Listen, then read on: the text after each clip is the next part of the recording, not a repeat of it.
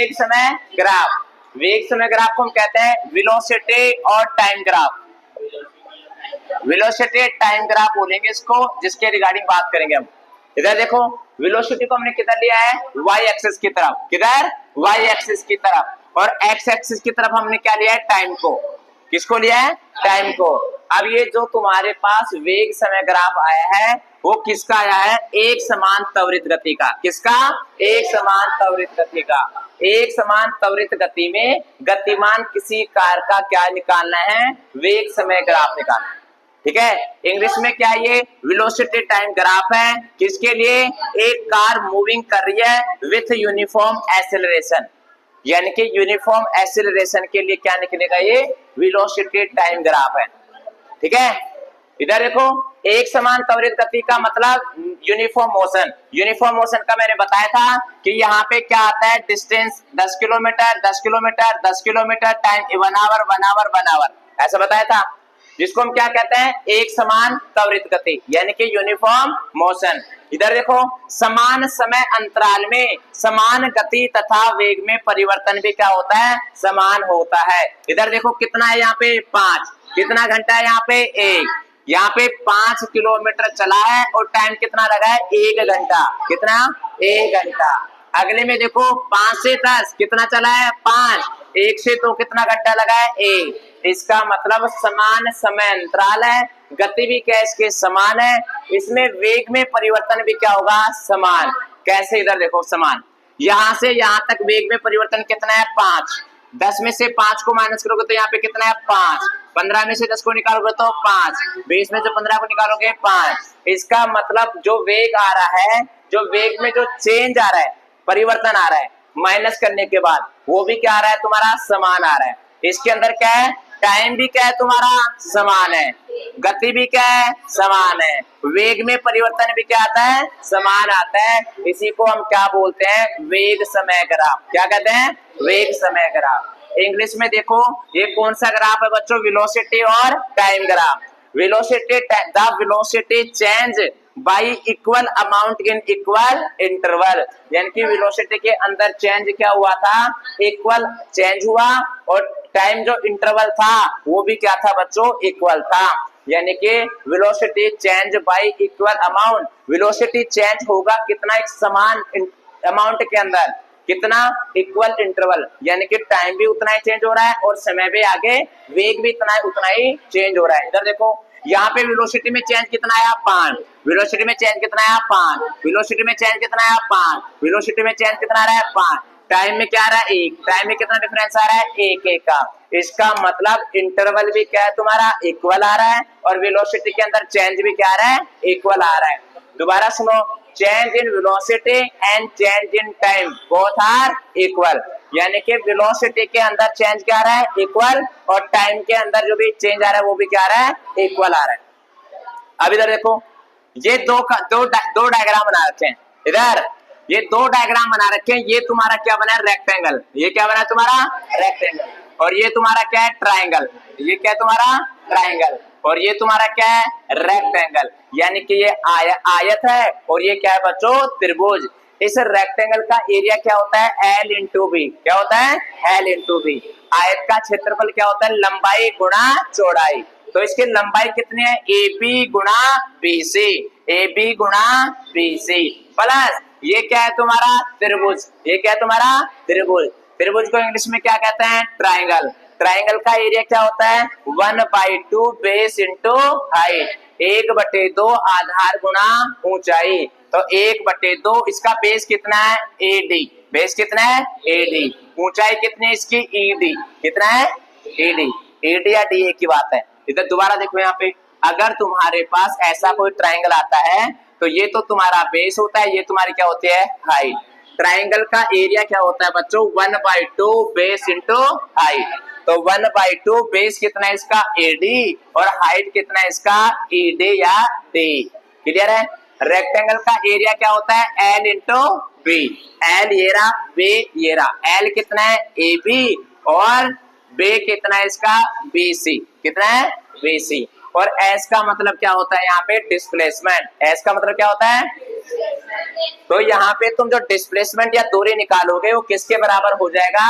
इसका area plus इसका area, यानी कि रेक्टेंगल का एरिया प्लस ट्राइंगल का एरिया, वो किसके बराबर हो जाएगा? दोनों को जोड़ेंगे तो किसके बराबर आएगा? एस के। किसके? एस के। हिंदी में एस किसके बराबर आएगा? आयत का क्षेत्रफल प्लस त्रिभुज का क्षेत्रफल। आयत का क्षेत्रफल क्या होता है? लंबाई गुणा चौड़ाई। त्रिभुज का क्षेत्रफल क्या होता है? 1/2 आधार गुणा ऊंचाई। 1/2 आधार गुणा ऊंचाई। तो यहाँ पे इसको हम क्या कर देंगे? ऐड कर देंगे। अब बात आती है किसके? असमान यानी कि नॉन यूनिफॉर्म मोशन की। इसका जस्ट अपोजिट बनाना है। The velocity change by unequal amount. English वाले देखो इधर, the velocity change by unequal amount in unequal interval. Same ऐसा, the velocity change by unequal amount in unequal interval. Velocity और time के बीच में ग्राफ कभी बढ़ेगा कभी घटेगा, कभी बढ़ेगा कभी घटेगा, क्योंकि ये मोशन इसके अंदर कौन सा आ रहा है? तुम्हारा अनइक्वल आ रहा है। कौन सा मोशन है? यहाँ पे देखो, वेलोसिटी टाइम ग्राफ है किसका? नॉन यूनिफॉर्म एक्सेलरेशन मोशन का। ये क्या था तुम्हारा? यूनिफॉर्म था। ये तुम्हारा क्या गया? Non uniform. इसको याद कर लेना, ये है तुम्हारा यूनिफॉर्म वाला और ये है तुम्हारा नॉन यूनिफॉर्म वाला। इसके अंदर तुम्हारा वेलोसिटी चेंज होगा इक्वल अमाउंट के अंदर और इक्वल इंटरवल के अंदर। इसके अंदर तुम्हारा velocity change by unequal amount in unequal interval. ये वाली लाइन याद रखना, इसका अपोजिट कर देना इसका। ठीक है, दोबारा सुनो। यहाँ पे वेग समय ग्राफ है। जब हमारा क्या होगा? एक समान गति होगी, एक समान और असमान। एक समान के अंदर क्या होता है? समान समय अंतराल होगा और गति क्या होगी? समान होगी और वेग में परिवर्तन भी क्या होगा? समान होगा। इसके अंदर जो एस निकालेंगे वो आयत का क्षेत्रफल प्लस त्रिभुज का क्षेत्रफल। आयत का क्षेत्रफल क्या होता है बच्चों? लंबाई गुणा चौड़ाई। त्रिभुज का क्षेत्रफल 1/2 आधार गुणा ऊंचाई। तो तुम यहाँ पे वैल्यू रखना, आ जाएगा।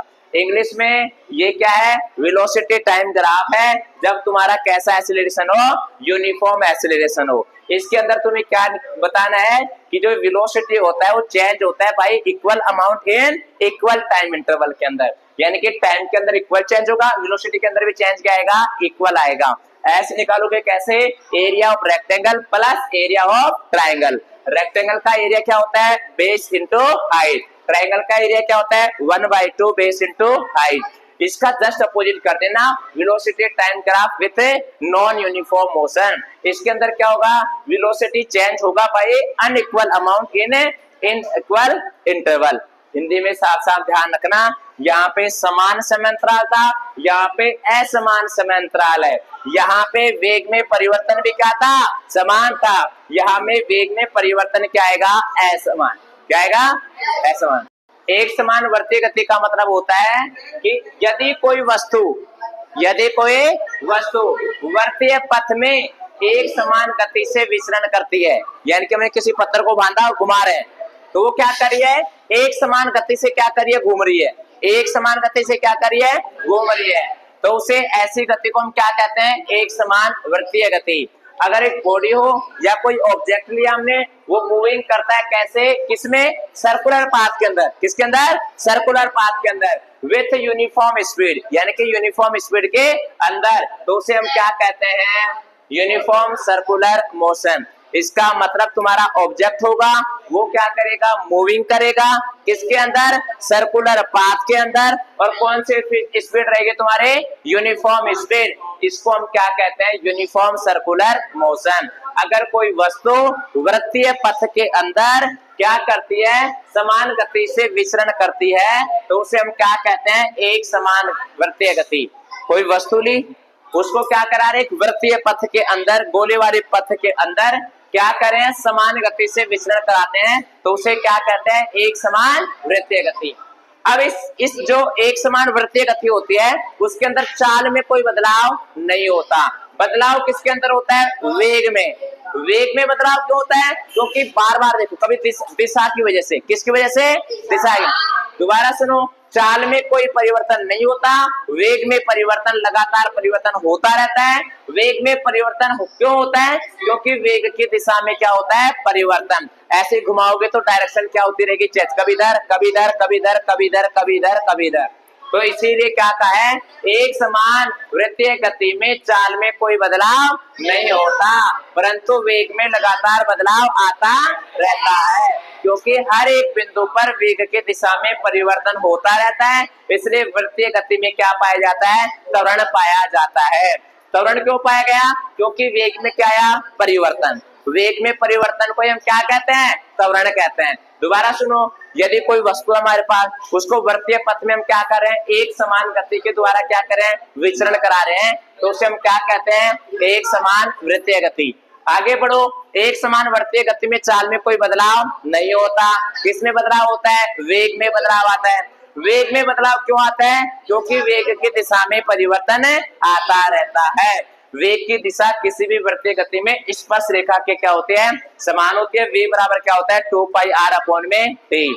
दोबारा देख लो एक बार, जब कोई वस्तु को हम वृत्तीय पथ में घुमाते हैं और तो उसमें कौन सी गति होती है, एक समान गति से विचरण करती है, इसलिए इसको क्या कह दिया, एक समान वृत्तीय गति।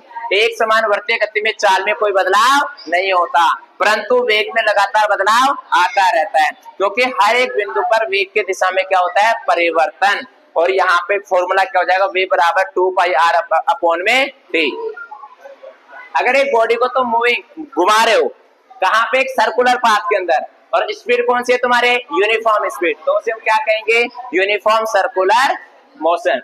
इन सच ए मोशन द स्पीड में भी सेम, इसके अंदर स्पीड क्या रहती है, same through out the motion, but the velocity is different, but velocity क्या होती है, different at each every point of its motion due to continuous change in direction। Velocity में चेंज होने का कारण क्या है तुम्हारा, कंटिन्यूअस चेंज इन डायरेक्शन।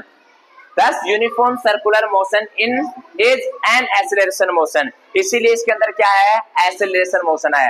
दोबारा सुनो, अगर एक बॉडी को तुम मूविंग करा रहे हो किसके अंदर, सर्कुलर पाथ के अंदर, तो और किसके अंदर, यूनिफॉर्म स्पीड के अंदर, तो उसे हम क्या कहते हैं, यूनिफॉर्म सर्कुलर मोशन कहते हैं।